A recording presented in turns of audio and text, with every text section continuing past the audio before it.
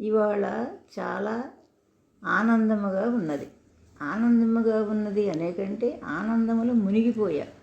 ఎలా అంటే గులాబ్ జామున్లు పంచదార పాకములో మునిగి ఉన్నట్లు.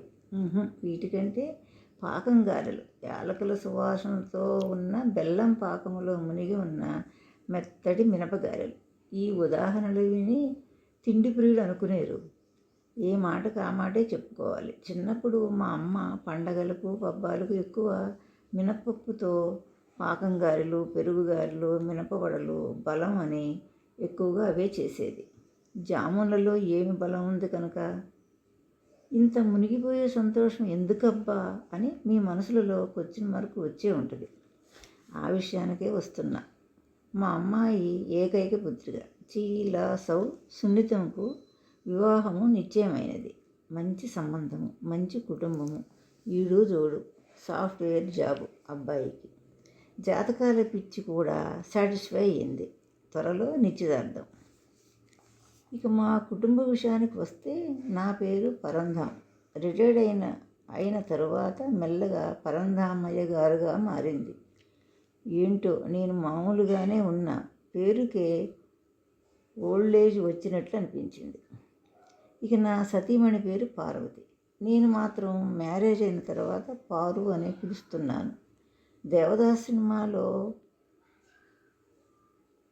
లా పరిచయం ఉండటం వలన వివాహానికి ముందే హీరో పారు పారు అని పిలిచేవాడు. నేను అలా కాదు.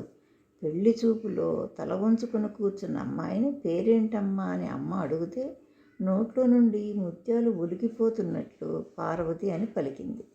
అప్పటి నుండే మనసులో నిర్ణయించుకున్నా పారు అని పిలవాలని. టైం కూడా కొంత సేవ్ అవుతుంది. అప్పటి ప్రభుత్వ స్లోగన్ ఇద్దరు లేక ముగ్గురు. ఆ విధంగా మాకు ముగ్గురు. పెద్దబ్బాయి చదువు బీటెక్ అయిపోయింది. క్యాంపస్ సెలక్షన్లో జాబ్ రాలేదు. ప్రస్తుతం జాబ్ సర్చింగ్.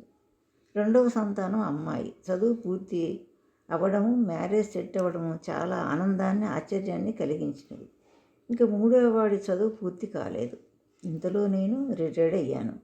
ఆ ఉన్న డబ్బుతో అమ్మాయి వివాహం అవుతే సగం బాధ్యత తీరినట్లే. నాది చిన్నపాటి జాబు, ఎల్డీసీ. రిటైర్డ్ అయ్యే నాటికి యూడీసీగా రిటైర్డ్ అయ్యాను.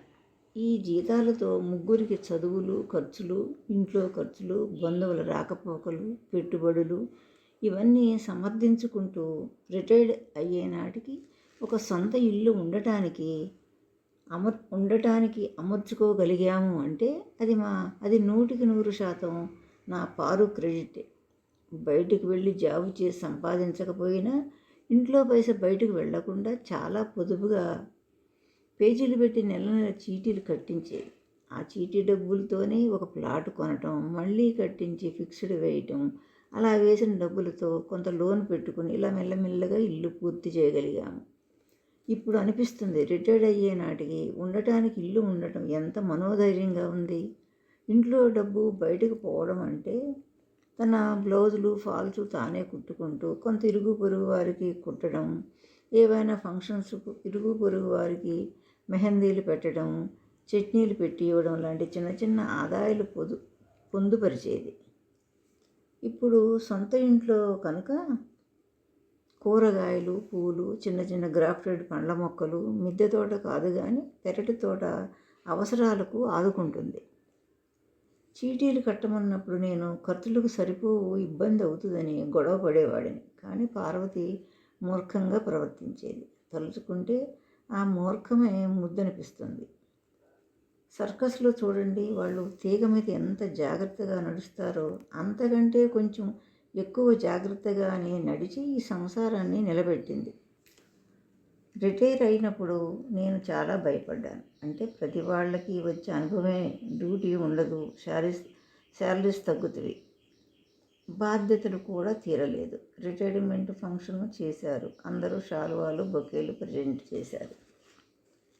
బాధ్యతలు తీరని రిటైర్ అయిన ఒక ఎంప్లాయీని వాళ్ళ దూరపు బంధువు, రిటైర్ అయ్యావు కదా, తర్వాత ఏం చేస్తావు, బిజినెస్ చేస్తావా, మెడికల్ షాపా, బట్టల షాపా, ఫ్యాన్సీ షాపా అని విసిగించేసరికి ఫ్యూచర్ ఎలాగాని ఆలోచనలో ఉన్న ఆయనకి చికాకు కలిగి శాలువాల షాప్ పెడతా అన్నాడట అనాలోచితంగా. నేను రిటైర్ అయిన తర్వాత అలాంటి ఫంక్షన్కి వెళ్ళవలసి వస్తే పండ్లు స్వీట్లు అన్న అమౌంట్ అన్న ఇవ్వడం అలవాటు చేసుకున్నా. ప్రతి వాళ్ళు శాలువాలు కప్పే కంటే వాటి ఖరీదు సరిపడా అమౌంట్ ఇస్తే వాళ్ళకి కొంత ఉపయోగపడుతుంది. డ్యూటీలో ఉన్నప్పుడు ఉత్సాహమే వేరు. ఆఫీస్ టైం అవుతుందని హడావుడి, హంగామా, టిఫిన్ లేట్ అయిందని హంగామా, బాక్సులు భోజనం మర్చిపోవడం, పిల్లల్ని ఒక్కో టైంలో స్కూల్లో దిగబెట్టడం, పండగలకు బట్టలు కొనే హడావుడి, పిండి వంటల సందడి, డ్యూటీలో ప్రతి పని కోసం పరంధామ గారు అని సలహా అడగటం, బడ్జెట్ విషయంలో అన్నీ పారునే సమర్థించుకోవడం, ఇలాంటి సంసారం త్వరగా గడిచిపోయిందా అని అనిపిస్తుంది. ఇప్పటి సంసారం నత్తనడకలాగా అనిపిస్తుంది. వయసులో నల్లేరు మీద బండిలా, వృద్ధాప్యంలో నత్తనడకలా. ఇక వేదాంత ధోరణి ఆపు చేసి అమ్మాయి వివాహ విషయానికి వద్దాం. బావగారికి కూడా సంతానం ముగ్గురు. పెద్ద అబ్బాయికి అమ్మాయికి వివాహం అయ్యింది. ఈ అబ్బాయి చిన్న, పేరు సురేందర్. మా అమ్మాయి పేరు సునీత. ముద్దుగా మేము సున్నితం అని ముద్దుగా పిలుచుకుంటాం. దాని మనసు కూడా చాలా సున్నితం. పాకంలో మునిగిన జామునికి కానీ మినపగారికి కానీ రాని అనుభూతులు ఆనందములో మునిగిన నాకు తలంపుకు వచ్చాయి. మనసుకు హాయిగా ఉంది. అమ్మాయి నిశ్చితార్థం 4 రోజులు ఉంది. మేము మాత్రం బంధువులను క్లుప్తంగా పిలుచుకుందామని, వాళ్ళని మాత్రం వారి ఇష్టప్రకారం పిలుచుకోమన్నాము. పెళ్ళికి అందరినీ పిలవాలి, నిశ్చితార్థంకి క్లుప్తంగా పిలుద్దామండి అని పారు నిర్ణయించింది. ఓకే అన్నాను. కొన్ని విషయాలు ఆడవాళ్ళకి అవగతం అవుతాయి. ఫంక్షన్ హాల్లో అన్ని ఏర్పాట్లకు క్యాటరింగ్కి అమౌంట్ కట్టాము. ఫంక్షన్లో కొంత కట్నం ఇవ్వాలి. గోళ్ళు బట్టలు అన్నీ తీసుకున్నాము. ఇక వాళ్ళకి ఇచ్చే కొంత కట్నం అమౌంట్ డ్రా చేసుకురావాలి. మీకు తెలియజేయటం మర్చిపోయా, బ్యాంకుకు దగ్గరలోనే మా ఇల్లు. దానికంటే మా ఇంటి దగ్గరలోనే బ్యాంకు. ఎందుకంటే మేము ఇల్లు సర్వీసులో ఉన్నప్పుడే కట్టాము. బ్యాంకు నేను రిటైర్డ్ అవ్వకముందే కట్టారు కాబట్టి నా మనీ లావాదేవీలన్నీ ఆ బ్యాంకులోనే వాకబుల్ డిస్టెన్స్. రేపు ఉదయం ఎంగేజ్మెంట్ కనుక ఈరోజే తేవాలి అని బ్యాగు పట్టుకొని బ్యాంకుకు బయలుదేరి అమౌంట్ డ్రా చేసి ఇంటి ముఖం కొంత దూరం వచ్చేసరికి కాలు జారి అమాంతం కింద పడ్డా. బ్యాగు ఎటో పడింది. మనిషి లేవలేకపోతున్నాను. చుట్టూ జన సందోహం. ఏమిటి, ఎలా పడ్డారు ప్రశ్నల పరంపరలు. తీరా చూస్తే అరటిపండు తొక్క మీద కాలు వేయడం వల్ల జారి అమాంతం క్రింద పడ్డాను. తొండిలో విరిగినట్లు డాక్టర్లు చెప్పారు. పరందమ్మాయి గారికి సృహ వచ్చేసరికి ఆపరేషన్ బెడ్ మీద ఉన్నారు. అంతా నిశ్శబ్దం, పాలిపోయిన ముఖాలు. ఆపరేషన్ సక్సెస్ అయ్యింది. రెస్ట్గా ఉండాలి. ఎవరికి మాట్లాడటానికి మాటలు లేవు. దైవ నిర్ణయం ఎలా ఉంటే అలా జరుగుతుంది. మీరు కంగారు పడకండి అని పార్వతి ఎంత ధైర్యం చెప్పినా నా మనసు విలవిల్లాడిపోయింది. నిశ్చితార్థం అయితే కొంత పట్టు ఉండేది అని. అమ్మాయి కూడా చాలా ధైర్యంగా మీరు టెన్షన్ పడకండి నాన్న అని అంటున్నా దాని ముఖంలోని బాధ నేను గమనించకపోలేదు. అబ్బాయిలిద్దరూ దిగాలు పడ్డట్లు ఉన్న అన్ని ఫార్మాలిటీసు పూర్తి చేసి ఇంటికి వచ్చాం. 2 నెలలు అయినది. 2 నెలలు అయింది. తెలిసిన విషయం ఏమిటంటే ఫారెన్ ఆఫర్ వస్తే అబ్బాయి ఫారెన్ వెళ్ళాడని. అంత అగమ్య గోచరం. ఈలోపు సున్నితంకు జాబు వచ్చింది. పెద్ద అబ్బాయికి జాబు వచ్చింది. చిన్న అబ్బాయి చదువు పూర్తయింది. అమ్మాయికి వేరే సంబంధాలు చూపించే ఇంట్రెస్ట్ లేదు. వాళ్ళు వస్తారన్న ఆశ లేదు. కాలం గడిచిపోతూనే ఉన్నది. ఈలోపు మా దగ్గర బంధువులు వాళ్ళ అమ్మాయిని మా పెద్దబ్బాయికి అని ప్రపోజ్ చేశారు. ఆ అమ్మాయి బీటెక్ ప్లస్ జాబు. మా అందరి మనసులు కుదురు లేవు. అమ్మాయికి చేయిందే అబ్బాయికి ఎలా? అమ్మాయికి చూద్దామంటే ఎటువంటి ఇంట్రెస్ట్ చూపడం లేదు. పారుకి పని ఒత్తిడి ఎక్కువైంది. నా సేవలు ప్లస్ పిల్లల జాబ్స్ వలన వారికి బాక్సులు. ఇలా యాంత్రికంగా 2 సంవత్సరాలు గడిచినాయి. నేను కాస్త నడవగలుగుతున్నాను.